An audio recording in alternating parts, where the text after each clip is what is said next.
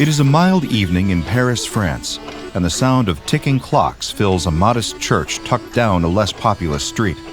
From the outside, it looks like any ordinary Christian church, but inside, it is quite different. There are gears and cogs on the walls where stained glass windows might ordinarily be placed, and the altar resembles the inner workings of a massive clock. The ticking sound is coming not from any timepieces, but from the congregation themselves. This is a ceremony for members of the Cogwork Orthodoxy, an offshoot of the Mechanists, or the Church of the Broken God. The congregation is small, a little less than a dozen in attendance, but they are devout in their faith.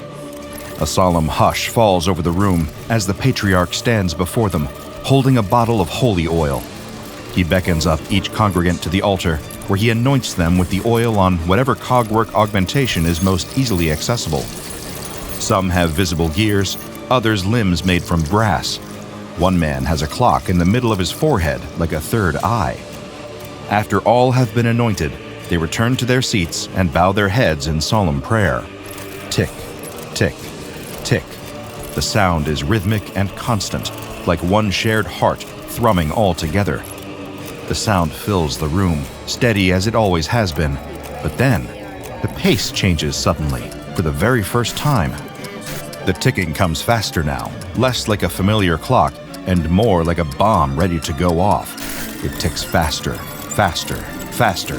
The sound of grinding metal fills the room, interrupting whatever peace remained. The patriarch cries out in pain, holding his chest. His eyes widen, and all of a sudden, his chest explodes, metal fragments flying in every direction. One by one, the rest of the congregation follow, their augmented bodies failing them in a shocking display. Metal legs fuse together, gears grind, spark, and explode. The rifle grafted into one man's arm begins firing at random. An internal combustion engine heart fails, and a woman collapses to the ground. All the while, the initial explosion has set fire to the old wooden beams of the building. It is all going up in flames. By the time the authorities arrive on the scene, over 50,000 euros of damage has been done to the building, and the entire congregation is dead.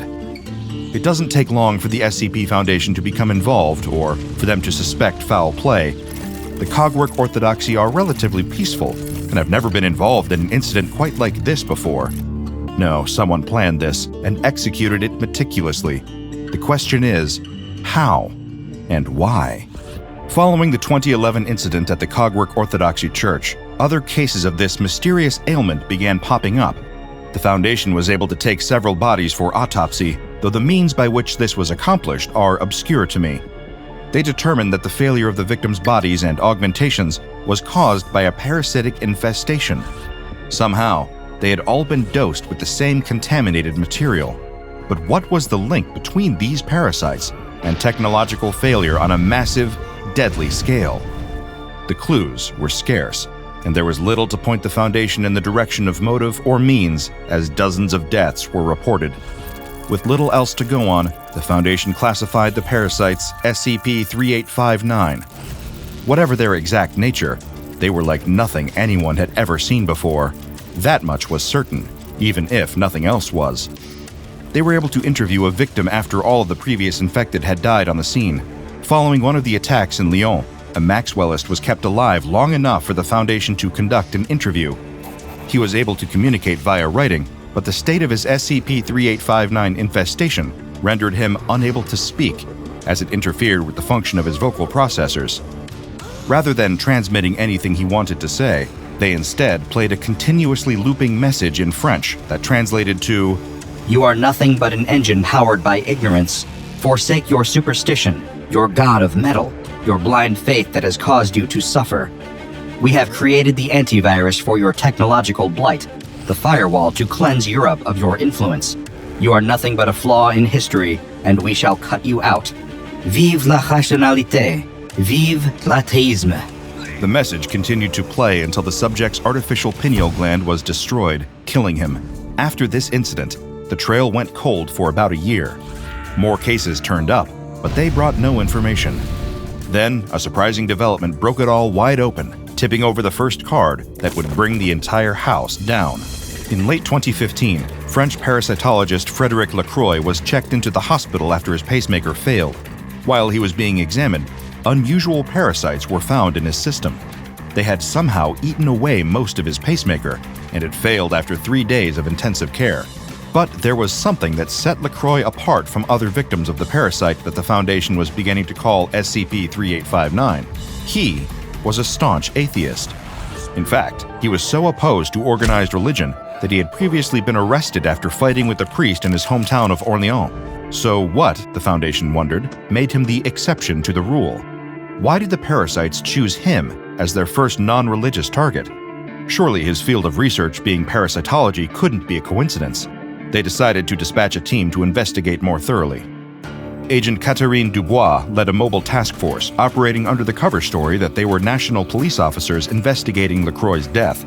They went to Lacroy's house, attempting to uncover any clues that might indicate his connection to SCP-3859. After Lacroy's widow granted them access to the house, they began a thorough search. In his bedroom, they uncovered a large book entitled The Holy Bible with commentaries by C.I. Schofield and a guide to Bible study. This struck them as odd, given his atheist leanings, and one of the officers picked it up. It was partially hollow and rattled when shaken. They opened the book and tipped its contents out onto the desk. This would prove to be a mistake, as the desk promptly burst into flames. It had been booby-trapped. Luckily, the task force moved quickly and was able to salvage most of the documents contained within before the fire could consume them. They also put out the fire without alerting the widow Lacroy. But when the task force reached the door, they found more officers waiting there. These strangers also claimed to be from the National Police, but the MTF smelled something fishy, and it wasn't the widow Lacroy making bouillabaisse. There was no way these officers were National Police. They held Rugers when the National Police were known to carry SIG Pros. No, these were not cops. The MTF had to get out of there, and fast. They ran out the back of the house and commandeered a vehicle from a, let's say, somewhat willing civilian. As they drove away, gunfire ricocheted off the body of the car. The enemy officers were in pursuit, and they teleported their car in front of the MTF in an attempt to cut them off. With the assistance of MTF Omega-5, the Jewelers, the task force was able to evade this enemy force. They were also able to connect the weapons and technology to an existing group of interest. They seemed to be affiliated with Rubus, or Recovery, Use, Bellicosity, and Inhibition of Singularities. A deeper look revealed Lacroy's true allegiance. He was a member of Saphir, a militant atheist organization dedicated to wiping out religious organizations worldwide. This was the French branch. The English branch is known as Sapphire. One of the documents recovered from Lacroy's home revealed this allegiance, titled A Brief Manifesto Against the Mechanite Superstition and How to Topple It. They described followers of the Mechanite faith as people who look human, but their hearts beat to the tune of clockwork. Their breath is the humming of a computer fan, and their muscles bulge with carbon fibers, the likes of which we can only hope to develop. Some of them even go so far as to replace their pineal glands, an organ often associated with the superstitious world. The manifesto lamented the inability of Saphir pamphlets to deprogram mechanites, people so devoted to their faith that they would change their bodies permanently. But this faith, in the words of the manifesto, would derive their doom. This is where the development of SCP-3859 comes in. In October of 2010, a mechanite was found and disassembled by Rubus agents. Whether they were alive or not during this process, I could not determine. In this mechanite's body, Rubus agents found an organic interface virus, or a virus created from nanotechnology. In short, an OIV is like a computer virus made material, made into something that can infect a human body. This virus was intended to respond to strong mechanite faith and to prevent the organic parts of a person's body from rejecting their new inorganic modifications. But programming can be rewritten, and Saphir was determined to find a way to reverse the purpose of this OIV and cause it to reject these inorganic components. However, they ran into one problem. The virus would not interact directly with the human body. It was engineered for the specific mechanite it was found in and did not take to other human subjects. But then Dr. Lacroy discovered an ingenious solution. The dead mechanite was not just full of technological augmentations, they were also infested with hookworms who had been infected with the OIV. He took these hookworms and created a new species named Ancylostoma nedludi, named for the Luddites who destroyed technology deemed evil. The manifesto closed with a goal. By the close of 2015, we expect to eliminate any mechanite influence on the continent. So Dr. Lacroy created SCP-3859, but he also wound up in a hospital bed, dying as a result of his creation. As one mystery was solved, another revealed itself. What went wrong? The plot only thickened as more Saphir agents died in the wake of Lacroy's death. 6 in total perished from an infestation of SCP-3859. Each was killed when their metal tooth fillings exploded, causing fatal brain hemorrhaging. We know the devastating impact that it has had. Some know it all too well. But what exactly is SCP-3859? The Foundation was able to determine a bit about its nature. It is a microscopic parasite that has been infected with an OIV. This particular OIV results in nanotechnological augmentations to the parasite. It is in the same genus as Old World hookworm, but is hermaphroditic rather than dioecious, setting it apart from most hookworms. It also, closer study has revealed, appears to have been hybridized with tardigrade DNA at some point in the prior 200 generations. The function of SCP-3859 in the human body is to infest hosts with artificial components added to their physiology and to destroy them. Again, this is notably different from ordinary hookworms, who do not normally behave in an aggressive fashion or leave the digestive tracts of their hosts. This would suggest that the technological components of SCP-3859 are causing them to act in defiance of their nature. Saphir's aims in creating this augmented parasite are clear, but what is still unclear is what happened next. Why did Lacroy's creation turn on him? What happened? Well, when I first began looking into SCP-3859, it seemed we would never know for sure. But then, Saphir released a statement, along with some formally classified files. I'll save those for later. First, their statement, issued in December of 2015 to all Saphir agents. Effective immediately, all Lacroy hookworms in possession of Saphir are to be destroyed, and the program is to be discontinued. They are acting indiscriminately, affecting atheist and superstitious alike. 20 have died from infestation, including Lacroy. Lacroy was a traitor and a mechanist. His rank is stripped, and his name will be wiped from our history. The statement is intriguing and includes some bold claims. The Foundation was not able to find any information linking Lacroy to mechanism or anything indicating him as some sort of double agent. Therefore, I was thrilled when a former Rubis agent was able to help the Foundation decipher Lacroy's original journal entries, eager to see what light they might shed on the whole matter. Nothing could prepare me for what I learned. Saphir's assertions about Lacroy were wrong, and the truth was so much stranger than anyone could have anticipated, even the SCP Foundation. In his writings, Dr. Lacroy referred to the parasites as his children, an impulse that, though unsettling, I can sympathize with. It is a lonely business locked away with only one's research for the company. His aims with that research, however, I am a good deal less sympathetic to. Using research on the crucifix protein, a protein supposedly found in the brains of the devoutly religious, he modified the hookworms. Whenever they detected the presence of this compound, the parasites would become aggressive and highly destructive. They would seek out anything unnatural added to the human body and tear it apart with gusto. As a test subject, he selected the congregation of a church, one of whom was known to have a pacemaker. A friend of Lacroy's, hiding in plain sight amongst the clergy, spiked the communion wine with parasites on St. Valentine's Day. The experiment was a success, from Lacroy's perspective at least. One poor parishioner dropped dead of a broken heart that Valentine's Day, or at least of an overloaded pacemaker. The next documented experiment was the fateful day of the Cogwork Orthodox service in Paris, the day that the Foundation first discovered the existence of SCP-3859. Lacroy slipped his children into the holy oil, and there were no survivors. On October 12, 2012, Dr. Lacroy received word from Nova Scotia that one of his Saphir colleagues had died. The cause of death? His teeth exploded, and there were signs that the hookworms had made their way into his system.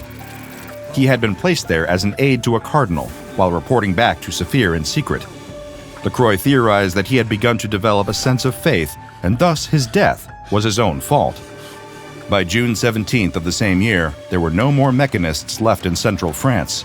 Sure, a few fringe believers remained scattered through Paris, but most sects that had previously held a strong presence there either fled the country or simply perished.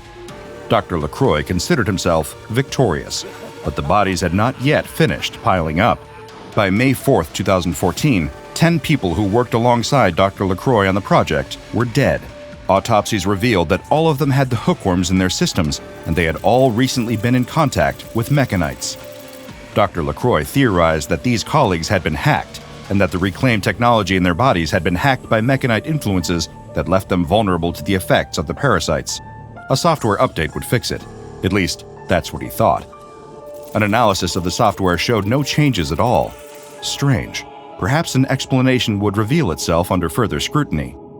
On March 7, 2015, Dr. Lacroy began to feel ill. He experienced tremors, sweating, a fever, and persistent vomiting. The containment of his project had failed, and there were hookworms in his system. Not to worry, though. These hookworms wouldn't do much without the crucifix protein being present. He took some of the anti-parasitics kept around at the lab and waited for his symptoms to abate. But on March 15th, he was still feeling ill. It was then that he realized a drastic error he had made. By changing the physiology of the worms and making them hermaphroditic, they were able to reproduce more quickly than the medication could kill them. He checked himself into the hospital for more thorough treatment. After 5 days, the infection had been effectively addressed, and he was ready to recuperate and get back to work. But again, the situation was far worse than he realized. On March 23rd, Dr. Lacroy was working at his desk when he suddenly collapsed to the floor. His heart was seizing up, skipping beats at a time. It was his pacemaker, he realized. Its battery was running out. He would need to go to the hospital as soon as possible to have it repaired. But before he did, he decided to perform a few tests on himself. He took a sample of his blood and analyzed it. What he saw should have been impossible, but nevertheless, there they were. Crucifix proteins in his blood, the blood of a staunch non-believer. The worms were feasting. Somehow he had been poisoned with extreme faith. There was no going back. He was going to die at the hand of his own creation. He checked himself into the hospital and was informed by his doctors that there was nothing wrong with his blood except for the parasites present there. His pacemaker, on the other hand, was severely damaged. Its wires had been severed. Dr. Lacroy knew that the hookworms were the culprit and that he had a week left to live at most. But how had the crucifix proteins made their way into his blood? Had someone somehow injected him with a contaminated sample? But no. As much as he wanted to believe that, he knew it was something else. He had examined other blood samples that he kept around the lab for emergency transfusions, samples from dozens of his colleagues. Every single one of them contained the crucifix protein, and it was naturally occurring. No evidence of tampering. There was only one remaining explanation. His ultimate entry I will simply quote verbatim, and let his dying words speak for themselves. The doctor says there's nothing wrong with my blood other than the parasites, and my pacemaker wires have been severed. I maybe have a week left. I feel as if I am committing treason while writing this. I tested samples I keep in my lab for emergency transfusions. All of our blood has the crucifix protein, and it's occurring naturally. We have failed. In our quest to make the world a reasonable place, we have made it a crusade. Saphir is a cult. Atheism is a religion. God help us. Though its use has decreased since 2015, there are still active instances of SCP-3859 on the European continent. As a countermeasure, anti-parasitic drugs have been introduced into the water supply of France and its surrounding nations. A new EU regulation was also lobbied for by several Foundation companies, increasing food safety standards for items such as Eucharist wafers and other consumables used in religious ceremonies. Any Foundation personnel believed to have been infected with SCP-3859 must be administered a cocktail of anti-parasitics and anti-OI viral drugs. The exact makeup of this cocktail may be accessed only by approved Foundation medical personnel. Over the course of my time researching the outskirts of the known world, the places beyond our imaginations, I have come face to face with hundreds of belief systems. Some are off-putting, others comforting, and all of them alien to me. The one constant I have seen again and again is this: extremism, the sort that seeks the elimination of all its opponents through whatever means necessary, always sows the seeds of its own destruction. It seems that Dr. Lacroy sowed those very seeds when he engineered SCP-3859 and reaped them in the most devastating fashion. The story of Saphir and its hookworms, the disease that turned on them when their fervor became violent, is a cautionary tale. Our beliefs can buoy us through the stormy sea of life, can lift us up and keep us sane. But if left entirely unchecked and unexamined, they can steer us straight into our doom. Check out the DrBob Patreon and become a junior researcher today. Now go and watch another entry from the files of DrBob, like SCP-478, Tooth Fairies.